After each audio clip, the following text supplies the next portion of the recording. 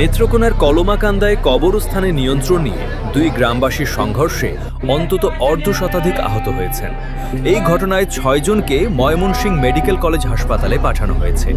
আজ শুক্রবার উপজেলার সীমান্ত রংছাতে ইউনিয়নের আমগোড়া ও উল্লাপাড়া গ্রামের মাঝে এই সংঘর্ষের ঘটনা ঘটে।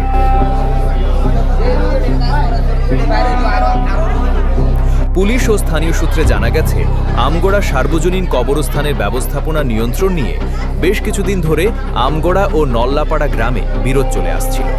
এরই ধারাবাহিকতায় শুক্রবার সকালে দুই গ্রামের মানুষের মাঝে কথা কাটাকাটি হয়। এরপর এই রেশ বাড়তে থাকে।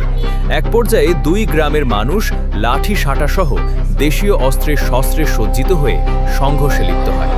জুম্মার নামাজ বাদ দিয়ে নারী পুরুষের সমন্বয়ে এই সংঘর্ষ চলে। এ সময় দুই গ্রামের নারী পুরুষ সহ অন্তত অর্ধশতাধিক আহত হয়েছে।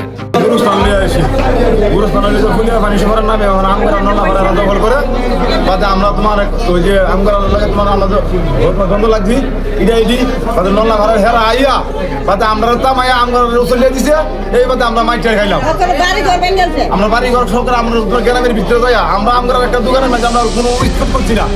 এই নল্লা ভাড়ার মানুষ যাইয়া টিটু মাল্লা মুশারফ আমার ভাষা যাইয়া আমরা এই সিস্টেমের মাটি খাওয়া হয়েছে।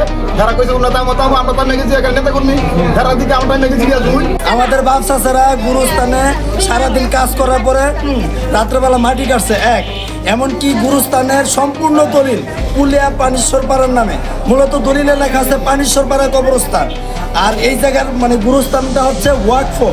তো এই ওয়াকফ গুরুস্থানটা আমরা হেফাজত করতেছি, আমরা সম্পূর্ণ পিলার করছি, আমরা সম্পূর্ণ ওয়াল করছি, আমরা গাছ লাগাইছি, এমনকি আমরা ৩.৫ লক্ষ টাকার মাটি কাটাইছি। এমপি সাহেবের বরাদ্দ দিচ্ছে ১,১৯,০০০ টাকা, এমনকি ১০,০০০ টাকা যাতায়াত খরচ হয়ে গেছে।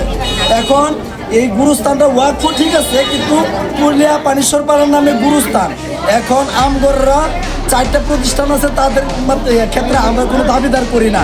আমাদের একটা প্রতিষ্ঠান শুধু গুরুস্থান, এইটা নিয়ে আমগররা অনেক ভয় হুল্লাম শুরু করছে, যার কারণে এখন এই নল্লাপাড়ার তারা যুক্ত হয়ে পরে এগুলো। ৫৬ জন কলমাকান্দা উপজেলা স্বাস্থ্য কমপ্লেক্সে চিকিৎসা নেন। গুরুতর আহত ৬ জনকে ময়মনসিংহ মেডিকেল কলেজ হাসপাতালে পাঠানো হয়েছে। এলাকায় উত্তেজনা বিরাজ করছে। খবর পেয়ে কলমাকান্দা থানার পুলিশ গিয়ে পরিস্থিতি নিয়ন্ত্রণে আনে।